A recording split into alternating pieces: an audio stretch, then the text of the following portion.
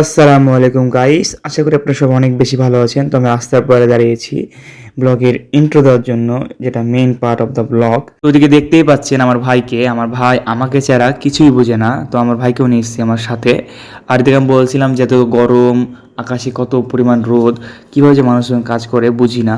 সামান্য ব্লগ করতে আমাদের হাঁপসে যাচ্ছি। আর প্রকৃতি কত সুন্দর, বৃষ্টিটা ভালো লাগতো।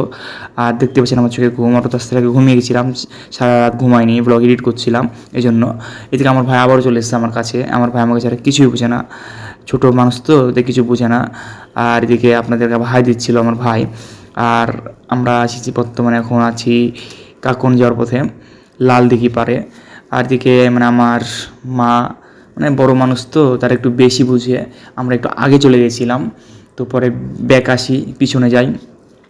আমার খালা, বড় খালা, আবার আমার নানা, আমার মামি সবাই দাঁড়িয়ে আছে, ওইখানে যাচ্ছি।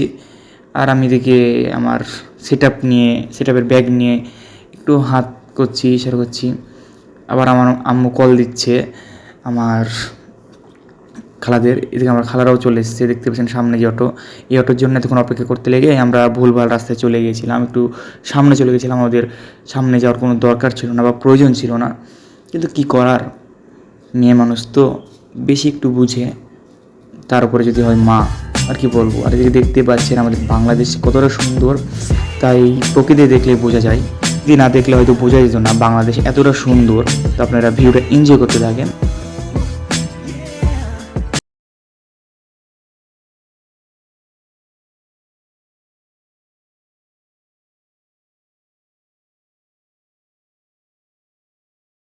তো অবশেষে চলে এসলাম দীর্ঘ জার্নি করার পরে আমার মা বাসাতে। ওটা থেকে কবলই নামলাম, মানে খুবই ক্লান্ত লাগছিল শরীরটা, বাট পরিবেশ এত সুন্দর, সুন্দর বাতাসের ঘ্রাণ, প্রাকৃতিক দৃশ্য দেখতে দেখতে চলে এসলাম সেই কাঙ্ক্ষিত জায়গায়, কাকন ঋষিকুল, আমার মা বাসাতে। জায়গার নামটা নিয়ে ফেললাম, ভিডিওতে জায়গার নাম নেওয়া উচিত না, তাও নিয়ে ফেললাম। আর এদিকে আমার পিছিয়ে দেখতে পাচ্ছিলাম মামি। আর মামি বলছে যে তুমি কী করছিলা, আমি পরবর্তী জিজ্ঞেস করে। আমি বলছিলাম যে ভিডিও বানাচ্ছিলাম, আমি একজন কন্টেন্ট ক্রিয়েটর। আর সামনে আমার খালাতো বোন ছিল, সে আমাকে বারবার ডিস্টার্ব করছিল। আমি বলছিলাম ডিস্টার্ব করিস না, আমি কিন্তু ক্ষিপ্ত হয়ে যাব। তো পরবর্তীতে ব্লগটা আবার রাতে শ্যুট করি, কারণ দিনে অনেক জার্নি ছিল, এই জন্য শ্যুট করতে পারি না। রাতের বেলাও কারেন্ট নাই, গরমের জ্বালায় বাঁচছিলাম না। এমন পরিস্থিতিতে আমি আবার নানু বাসায় চলে যাই। নানু বাসায় বাগানে একটু ঘুরছিলাম, হাওয়া বাতাস খাচ্ছিলাম। আর এদিকে আমার খালাতো বোন, আমার ভাই, খালা, মামি, মা সবাই গল্প করছিল। এদিকে আমি আবার লিচু গাছ দেখাচ্ছিলাম যে এই সুন্দর সুন্দর লিচুগুলো আমি খাবো কিছুদিন পরে। এদিকে আবার আমি সবই আর কি ঠাট্টা করছিলাম আমার ভাইয়ের সঙ্গে, মজা মস্তি করছিলাম। আমার ভাই আবার দেখেন কত সুন্দর বলছে যে কী করছেন গাইস, লাইক দেন। দেখেছেন আমার ভাইয়ের উপর দিয়েছে, আপনারা লাইক দেন, তাড়াতাড়ি লাইক দেন। আর চ্যানেলটি সাবস্ক্রাইব করে নিয়ে যাওয়া please forget to my YouTube channel in the subscribe button click.